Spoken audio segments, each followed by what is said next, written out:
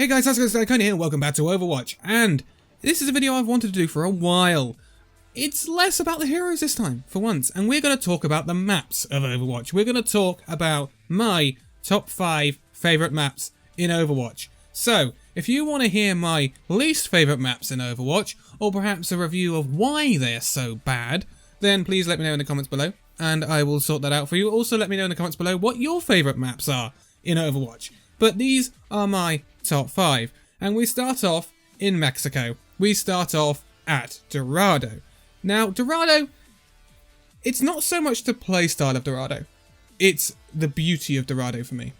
I really like the aesthetics of Dorado. I always have done. It's a map with that atmosphere to it. You know, you're kind of in the dark. You've got the interactive points on the map, like the piñatas, which you can break when you're coming out of spawn around the first point. And I really like the aesthetics of Dorado. It's obviously a heavily lore-based map. This is where we saw the Soldier 76 cinematic, and it's just a really nice map. Also, the music for Dorado as well. The Dorado music is really, really nice.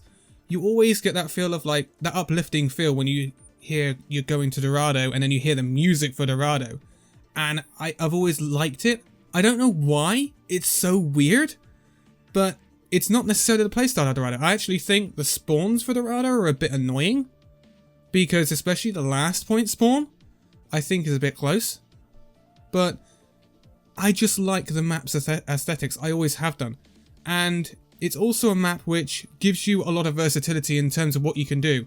It was always a map favoured around dive because it had so much high ground. I mean, there's a crazy amount of high ground on Dorado, more than some other maps do have, especially when you look at other maps, perhaps like hybrid maps like King's Row. And it's an all-round very well built and very nicely rounded map, in my opinion, apart from perhaps just that last spawn, that last defensive spawn, which I think is just a tiny bit too close. But again, it's not as bad as some maps. I think we all know about the spawns on some of the maps here, but Dorado comes in at number 5 for me. Again, a lot of this is personal preference, so let me know in the comments below if you do have other opinions than this. There is no problem with that. But my 4th on the list is Hanamura. Now, this will be a controversial one because obviously Hanamura is 2CP, and we all know the trials and tribulations of 2CP. There are no other 2CP maps on this list, so Hanamura, in my opinion, is the best 2CP map. I mean, we've got Volskaya. Yeah, that was always a bad one. We've got Paris, and that doesn't even need talking about. Horizon Lunar Colony. Yeah, let's not go any further. But Hanamura, in my opinion, is the best 2CP map. And the reason? Because it's a beautiful map. Like, you know, it's based in Japan. It's a really lovely map. Again, a lot of lore to it with Hanzo and Genji. And it's not the best map, especially to attack. It's really quite a harsh map to attack at times if you're not a decisive team. That first choke is a nightmare, especially when you've got bunker comps, which at the moment aren't as prevalent as they were. But when you've got bunker comps defending that point, it can be a nightmare. It's a very defensively favoured map in my opinion, but again, it does offer you a lot of options. There's a lot of routes to go down. You've got the ability to go on the left on the second point if you're attacking, if you've got those movement abilities to get over the chasm. Also, it's got these interactive features. It's got the big bell on the first point, which you can actually hit, which will make the noise. It's awesome to have those interactive features, and in my opinion, also, it has one of the best spawn rooms in the game. Obviously, that's the arcade for the attackers of first point. That is one of the best spawn rooms in the game, and we've already had statistics on how much damage has been done to that arcade over the years of Overwatch. It's a great, great map, and aesthetically it's really pleasing. And then you go into, obviously, what we're in at the moment, winter, and then you get the winter version of Hanamura with all the snow around, and it just becomes, it's beautiful, especially in winter. It's a beautiful map, and it's something that Blizzard do so well. And it's a shame that some maps, I'm talking about Paris, you know, beautiful maps, absolute trash tier to play on. Hanamura, I can be a bit more forgiving about 2CP because, damn, beautiful, beautiful, beautiful map. But moving on, and we have at number 3, our first control map. It's Busan, and the newest map on this list, I believe. So, I've loved Busan since it was introduced. Now, Busan was introduced with the Diva cinematic, back when we got Shooting Star, and it's just a map I instantly fell in love with. And it's probably because I was originally a Diva main. It gave us our first real bits of Diva lore. It's a really dynamic 3 set of maps, because we have Sanctuary, we have Downtown, and we have Mecha Base. And they're all so blindingly different from each other. Right? Whereas, say something like Ilios, you know you're on Ilios. But when you go from, say, Sanctuary to perhaps Mecha Base, you could be on an entirely different map set. You could be on something that's not Busan, because they're just so different. Mecha Base is, in my opinion, one of the best single maps in the game, because obviously they're technically 3 different maps, but Mecha Base is so great. And the reason Mecha Base is great is because of its dynamic elements. Those moving barriers on the point, that is amazing. No other map has that, those dynamic properties. And it adds an extra element to the gameplay on that point, because you can use those barriers to your advantage if you're defending the point, or even if you're attacking the point, providing you remember the rates that they go up and down. So it adds another dynamic to the play of the map, and I think that's fantastic, and I'd like to see that used more. Obviously, I also love the Sanctuary and Downtown points as well. Sanctuary has got that lovely dynamic element with the drum in the middle as well, again like Hanamura, and it's a very, very, very aesthetically pleasing map, and I could say about all of them, let's be honest. I'd love to see perhaps a wintered version of this. I don't know. Sanctuary especially, I'd like to see a wintered version. I don't know how that would work, but it would be interesting. The problem is, can you really do a wintered version of Mecha Base? I'm not really sure. You're not going to have weather effects in the Mecha Base, but perhaps a Christmassy thing wouldn't go amiss. It's really nice, and I think this map, especially Mecha Base, could be a very pivotal part of perhaps future Overwatch stuff as well with Overwatch 2. Fingers crossed, because there is a video I want to make about Overwatch 2, and I'm yet to make it, but I really want to talk about that, and Mecha Base could be a crucial part of Overwatch 2, hopefully. So, moving on, we have at number 2, another control map. But this one is Lijiang Tower. I always get a feeling of happiness when we go to Lijiang Tower, and especially it's in the map pool at the moment as well for competitive, which is great. Lijiang Tower is awesome, and it's kind of contradictory to my own feelings about the meta as well, because especially when you go to Lijiang Tower Control Center, yeah, that's not a map that's brilliant in terms of you run into a lot of Reaper May at the moment, but the maps are so diverse. Again, it's about diversity, it's about changing things up right. Lijiang Control Center, you are probably going to play something quite a bit different to what you play on, say, Lijiang Garden or Lijiang Night Market. Because Night Market perhaps not so much, but especially Garden. Because Garden has always been a Pharah heavy map, right?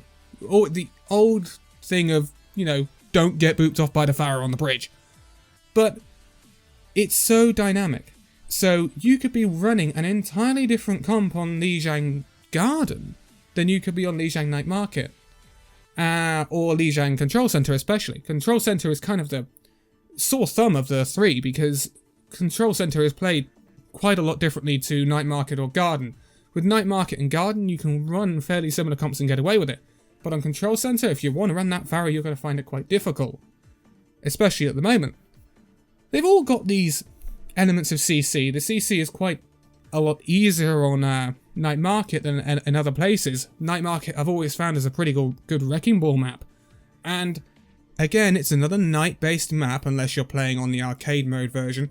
And it's very aesthetically pleasing. And it gets a festive makeover in Lunar New Year, which gives you the interactivity of the fireworks, which is great. I love letting those fireworks off on Lijiang. I don't think anyone... Does anyone not like letting those fireworks off on Lijiang? Again, it's a testament to Blizzard's map development. Yes, we have some qualms with Blizzard in terms of some of the maps they've developed, but aesthetically, the maps always look stunning. Always look stunning. Blizzard do this better than anyone else, in my opinion. Just aesthetically, they've always spot on with their maps, with generally their heroes as well. Everything's fantastic, but there is only one map I can put at number 1.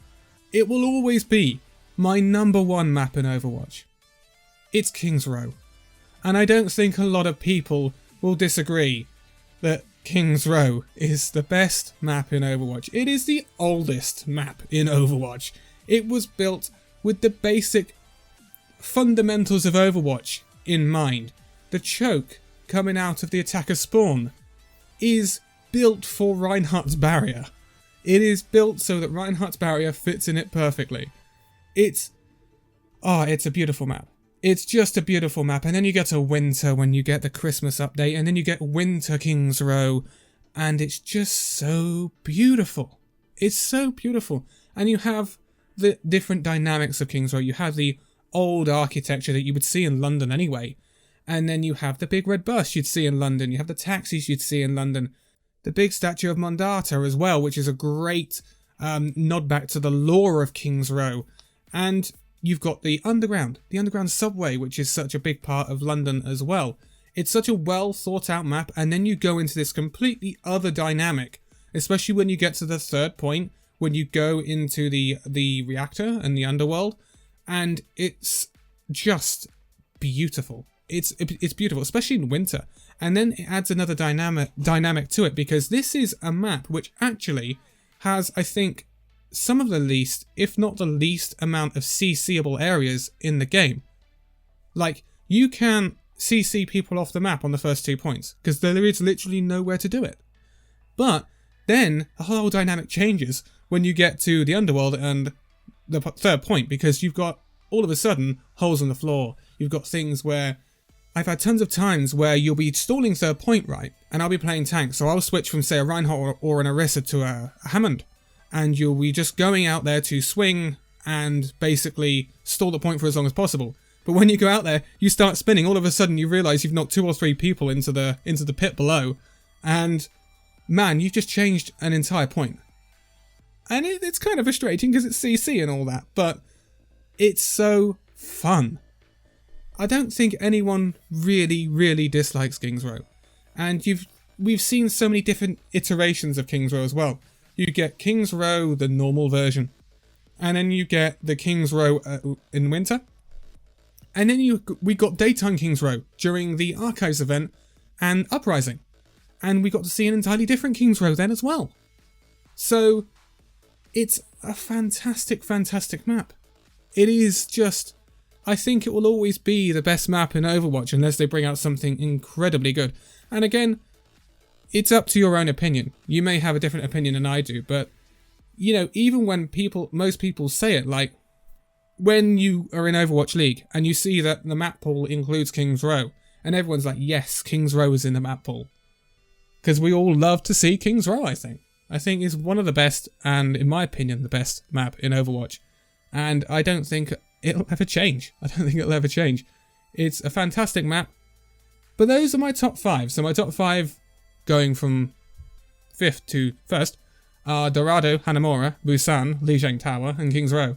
And I think that could change in the future. I think Busan will always stay on the list. I think Lijiang and King's Row will always stay on the list. Those 3 are really main to me.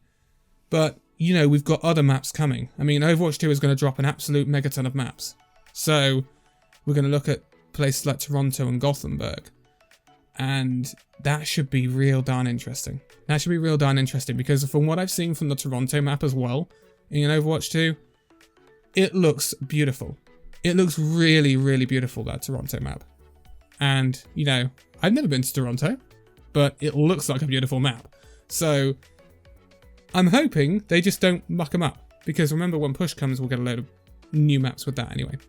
But I'm going to leave it here. If you want to see a least favourite maps, or a breakdown of why maps should perhaps be reworked, please let me know in the comments, because I can do that very, very easily, and very, very soon. But for now, thank you guys so much for watching the video. If you'd like to, give a like, subscribe if you're new, and I will see you in the next video. See you then!